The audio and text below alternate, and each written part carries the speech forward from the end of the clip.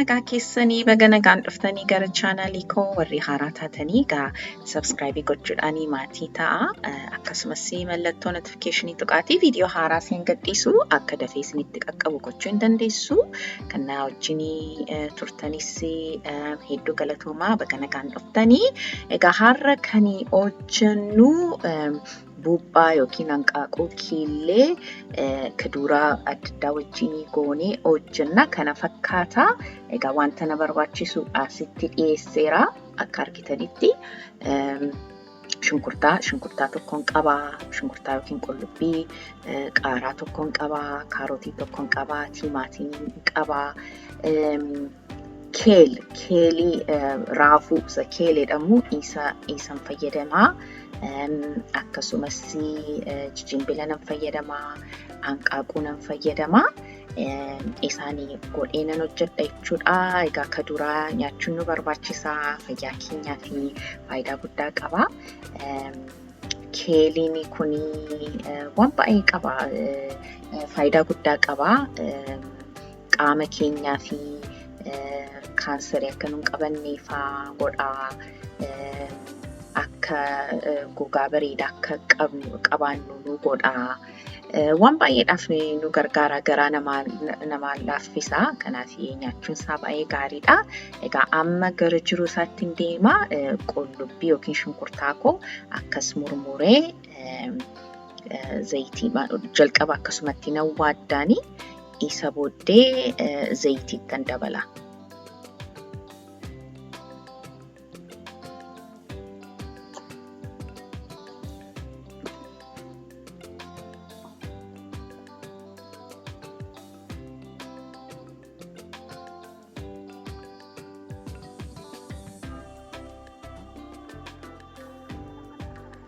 Egaa raafuu nyaachuun baay'ee gaariidha nama sukkaara qabuudhaa fi sukkaara dhagna keenya keessa jiru gad hir'isaa.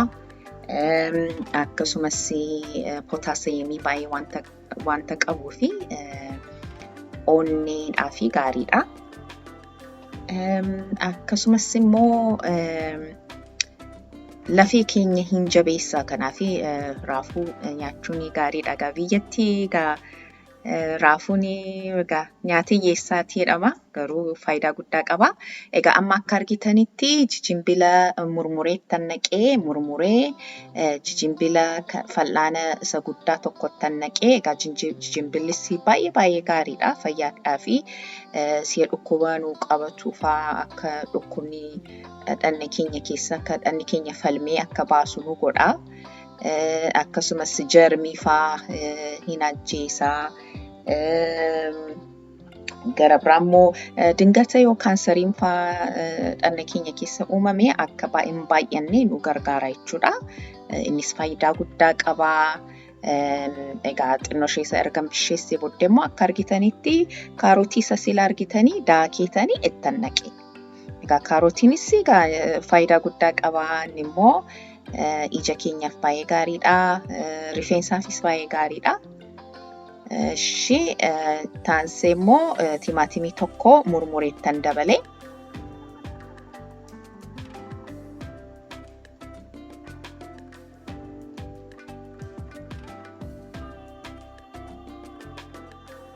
Egaa wajjin immoo nuuf haa bishaatu.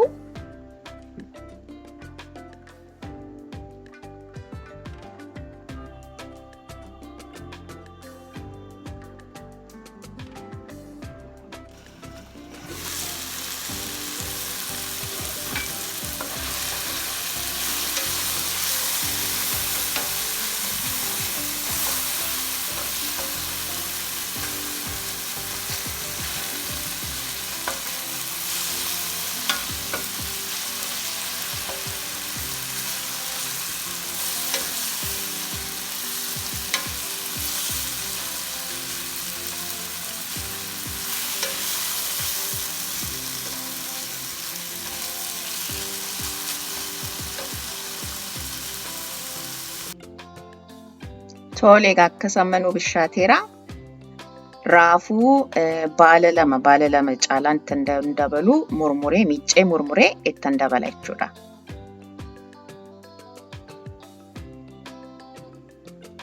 Egaa sammuunan bisheessa akkasumatti nan waaddaanii xinnoo ishee yoo isin jalaa goge xinnoo ishee bishaan gochuu hin dandeessu.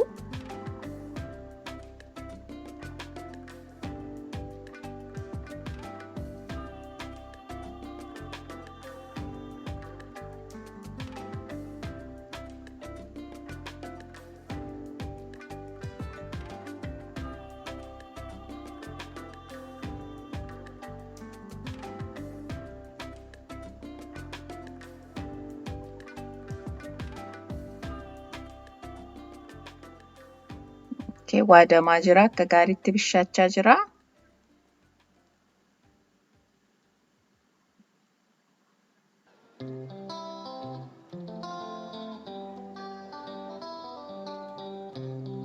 Amma gaa ashabootiin firfirsee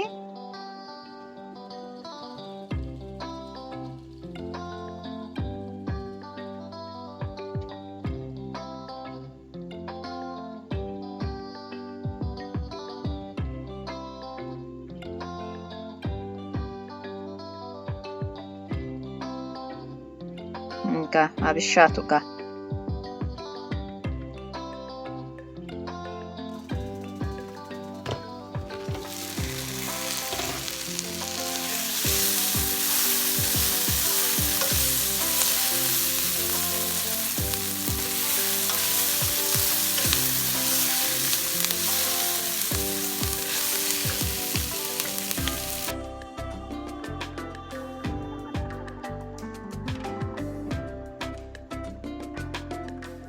Egaa amma akkasnaa bishaateera. Hanqaaquu yookiin buuphaa yookiin killee sadii cabsee rukutee ashaboo xinnoo isheetti xabti godhee isa booddee ittiin dabala jechuudha.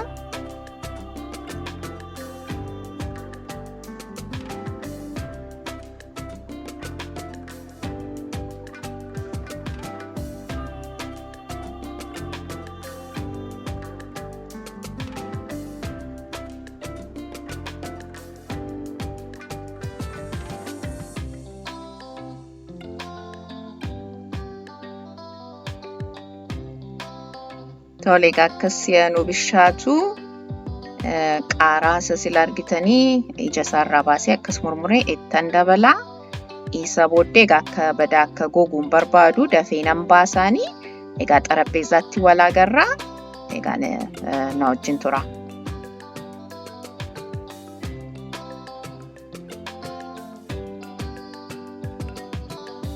Tole egaa kunooti xarapheezaatti dhiyeessee egaa daabboo wajjin akkas dhiyeessee akkas miidhagseen jira. Egaa namoota daabboo fa'aa nyaachuu kan hin barbaanne furdina hir'isuu nama barbaadus akkasumatti nyaachuu hin danda'ama. Baay'ee mi'aawugaa. Egaa hin jaallattu jedhee nan abdadha. Yoo jaallattan immoo laayikii naa godhaa, sheerii naa godhaa, sabskraayibii naa godhaa. Egaa kun chaanaaliin kuni afaan Oromootiin duwwaadhaan kan hin geggeessu. Egaa sheeris naa godhaa. Egaa viidiyoo itti aanutti immoo amma ol agarrutti nagaatti ulfaata.